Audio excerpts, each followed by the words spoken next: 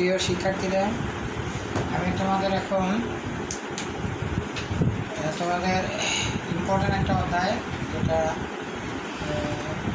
সবসময় অঙ্ক আসবে এবং আসবেই, সেটা হলো পরিসংখ্যান অধ্যায়, অর্থাৎ তথ্য উপাত্ত অধ্যায়। তথ্য উপাত্ত অধ্যায়ের গড়, বন্ধক ও প্রচুরক নিয়ে আমি এখন আলোচনা করব। এখন গড় নির্ণয়ের জন্য গড় আসলে দুই নিয়ম, একটা হলো সংক্ষিপ্ত পদ্ধতিতে গড় আর একটা হলো গাণিতিক গড়। আমি এখন সংক্ষিপ্ত পদ্ধতিতে গড় দেখাবো। সংক্ষিপ্ত পদ্ধতিতে গড়, এই সংক্ষিপ্ত পদ্ধতিতে গড় আমি এখন আমাদের দেখাবো। গড় আসলে অনেক প্রকার আছে, কিন্তু পুরানো বই অর্থাৎ নতুন সিলেবাস, যেটা 2026 সালের সিলেবাস, ওই গতবার যারা 9-এ পড়ছে তাদের গড় নির্ণয়ের নিয়ম ছিল অনেক প্রকার, কিন্তু এখন আমাদের নতুন নিয়ম অর্থাৎ পুরাতন নিয়ম আমাদের ফলো করতে হবে। গড় দুই প্রকার, সংক্ষিপ্ত পদ্ধতিতে গড়, গাণিতিক গড়। আর সরাসরি গড়ের দিকে অবিচ্ছিন্ন চলকের বলে। আমি এখন অত কথা না বলে অঙ্কটা করব। এখন সংক্ষিপ্ত পদ্ধতিতে গড় নির্ণয় করার জন্য এদিকে 5টা ঘর রাখতে হবে, আর নিচে যতটা থাকে ততটা আগে। প্রথম ঘর হবে শ্রেণীবৃত্তি, দ্বিতীয় ঘর হবে শ্রেণী মধ্যমান, আর তৃতীয় ঘর হবে গণসংখ্যা, যেটা দেয়া থাকবে।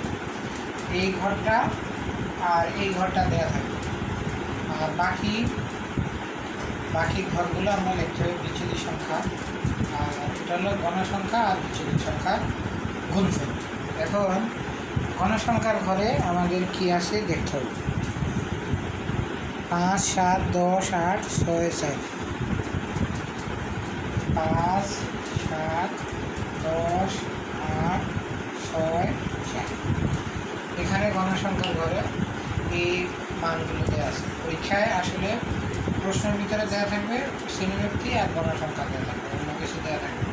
এখন শ্রেণীবদ্ধমান কি, 2টা যোগ করে 2 দিয়ে ভাগ। 41 আর 85 যোগ করলে 91। 91 যদি আমরা 2 দিয়ে ভাগ করি 45.5। এখন 41 থেকে 50 শ্রেণীবৃত্তি কত, 10। আমরা 10 করে যোগ করলে হয়ে যাবে 55.5, 62.5, 75.5, 85.5, 95.5।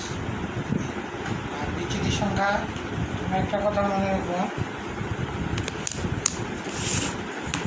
বিচ্যুতি সংখ্যা জিনিসটা হলো এই শ্রেণীব্যক্তি যেই জায়গাতে শুরু 41 দিয়ে শুরু আর শেষ হলো 100, অর্থাৎ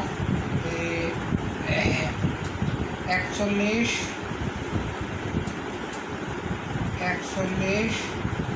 যোগ 100 সমান ভাগ 2 সমান 70.5। অর্থাৎ এখানে কত, 41 যোগ 100 ভাগ 2, অর্থাৎ 70.5। 70.5 মূলত এখানে বুঝাইতেছে, এখানে টান দিয়ে দিতে হবে, এখানে এই ঘরে 0 দিতে হবে, -1 নিচে যাতে 1, 2, 3।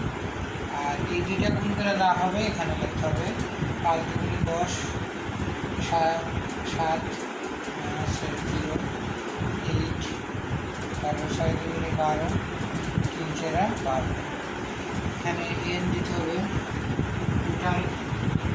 টোটাল গণসংখ্যাগুলো যোগ করতে হবে, কত হয় 5 যোগ 7 যোগ 10 যোগ 8 যোগ 6 যোগ 4, অর্থাৎ এখানে n হলো 40।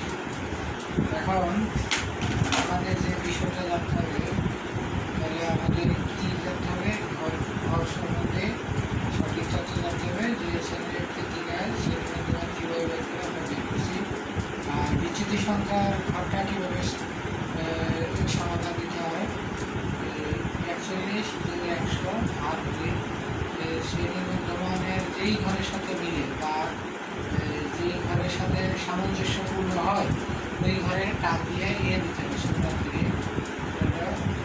আর এই ঘরে বরাবর বিচ্ছিন্ন সংখ্যা ঘরে 0 দিতে হবে। উপরে যদি আপনি যাই -1 -2 -3 সংখ্যা থাকতো আর নিচে 1 2 3 এখানে এই দুইটা গুণ করে যেটা হবে a5 ay dy তার গুণ করে যেটা হবে লিখতে হবে সামেশন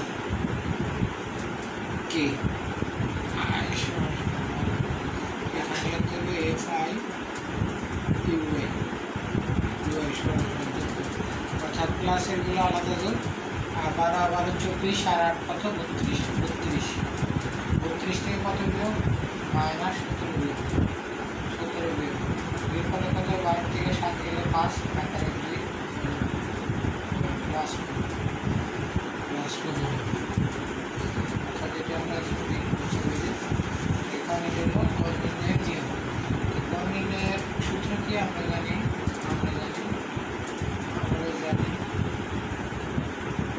গড় সমান গড়কে এই চিহ্ন দিয়ে প্রকাশ করা a প্লাস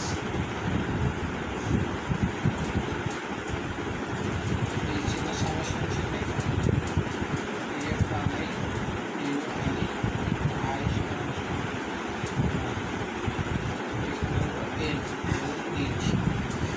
a সমান এখানে কত ধরে গেছে 62.5 প্লাস এটার মান হলো 15 এইচ এর মান হলো কত 10 আর নিচে এল সমান কত 40 এটার মান হলো কত 62.5। এখন আমরা কি করব 15 ভাগ